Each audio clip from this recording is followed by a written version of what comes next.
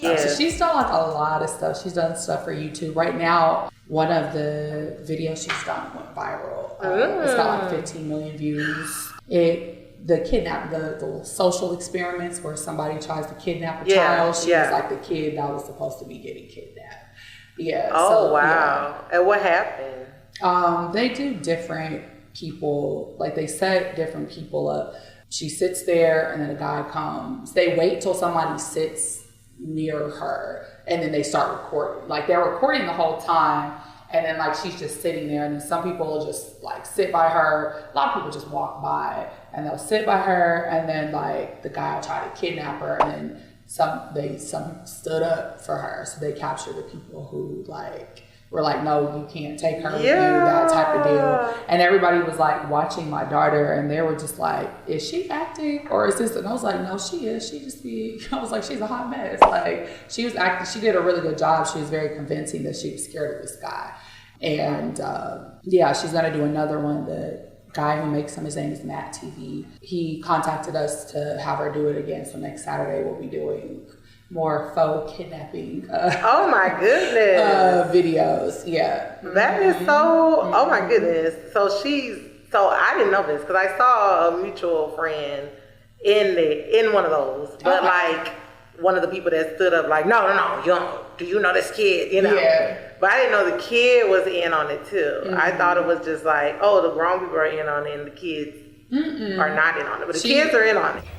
Who are you? They're in on it. They talk to the fake kidnapper beforehand and they like tell them what they're gonna do. And so they give them, like it's all improv, but they'll say like, if he asks you to come with him, you can say no, or you don't have to say anything at all. You can kind of feed off of it, how quickly the person defends you. So some people, she would say like, I don't know you, or she would like say that to trigger a response from the other person.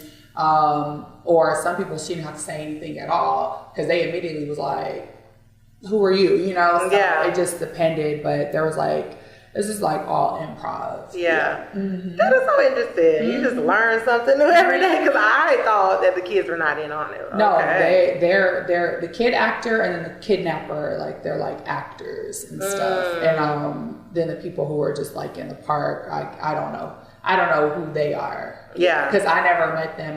We were just like, because I had to stay out of sight. Like I had to be like far.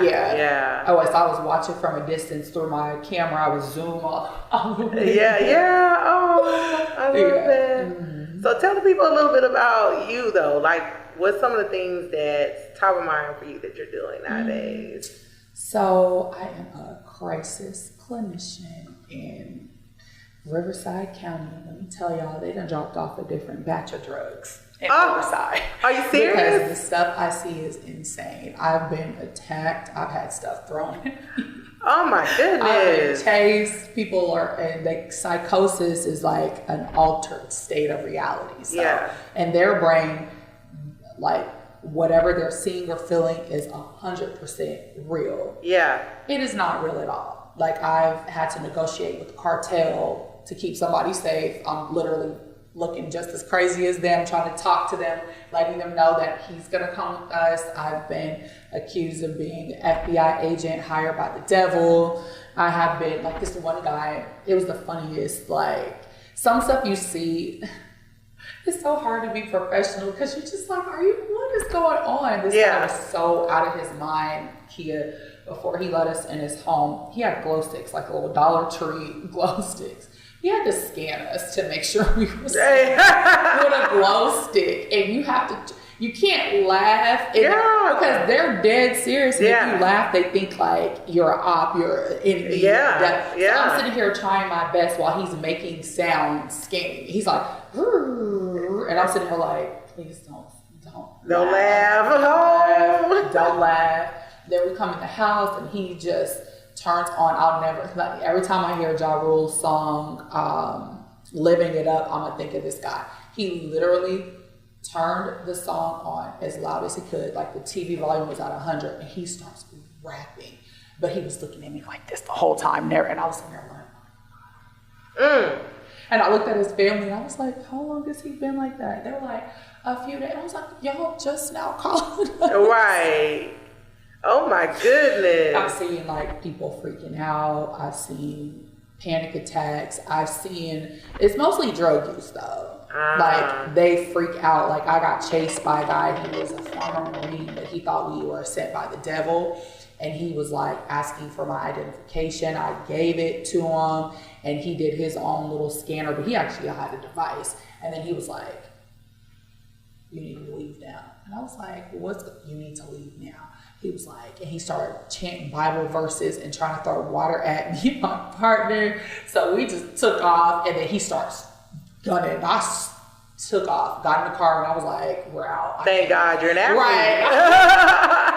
All those walks that we do on the weekend, help us. I was like, let me call the police. So I have to call the police a lot of times. Oh my goodness. I had a kid, I don't know if it should make the news. He tried to do suicide by cop, a little black kid, and he called the police, like acting like there was a suspicious black character. He got shot by them, and so we had to go out there and stuff. And so he called him on himself, but he acted like he was somebody else. Yeah, and so he had like a traumatic brain injury. So he had got hit in basketball. It was like a head-to-head. Oh, no. And his mom was like, he hadn't been the same since. And so like he called and was like, there's a suspicious black male, described himself, walking the neighborhood. And then when the cops came, he acted as if his cell phone was a gun. Like he tried to pull it out. And so the officer he got shot in the forearm.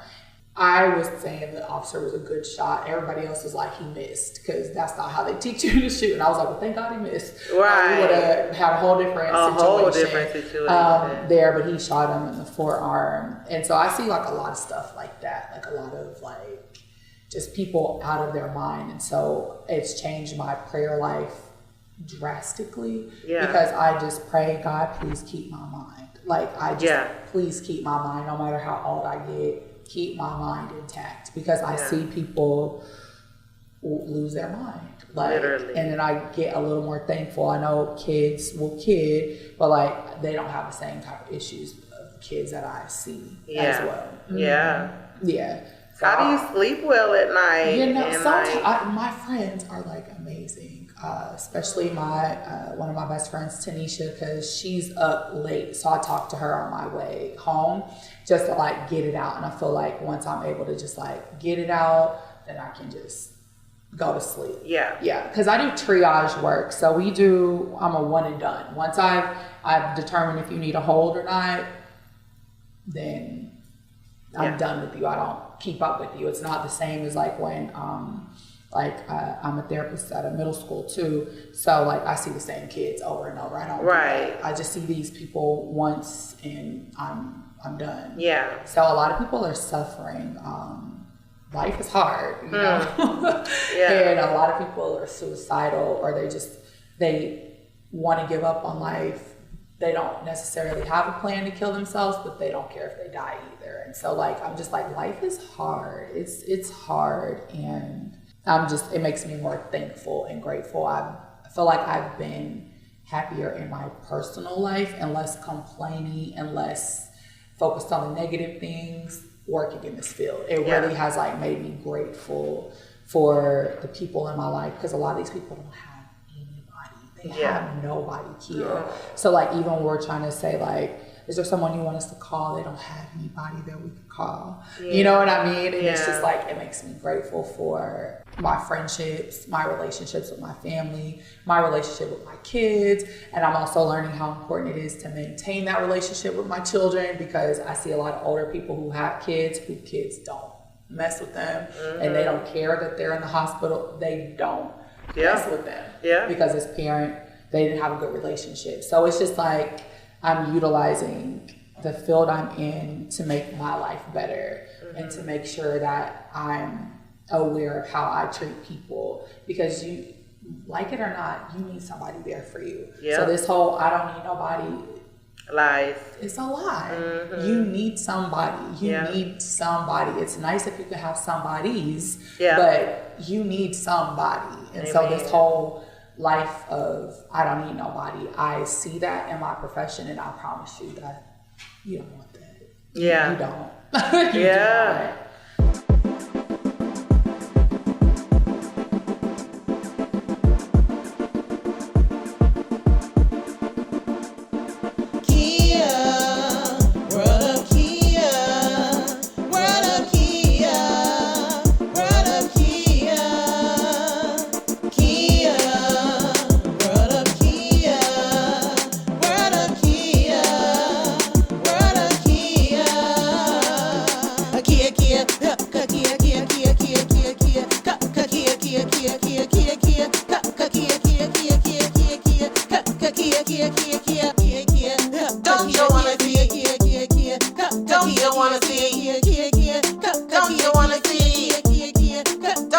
wanna see? Kia.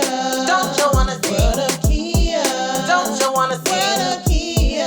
Don't you wanna see? World of Kia. Don't you wanna see? Kia. World of Kia. World of Kia. World of Kia. Don't you wanna see? Don't you wanna see? Don't you wanna see? Don't you wanna see? Don't you wanna see?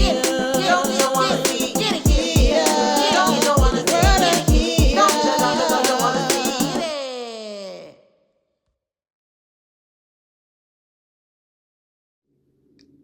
Welcome to the world of Kia, where you get to see everybody in my world.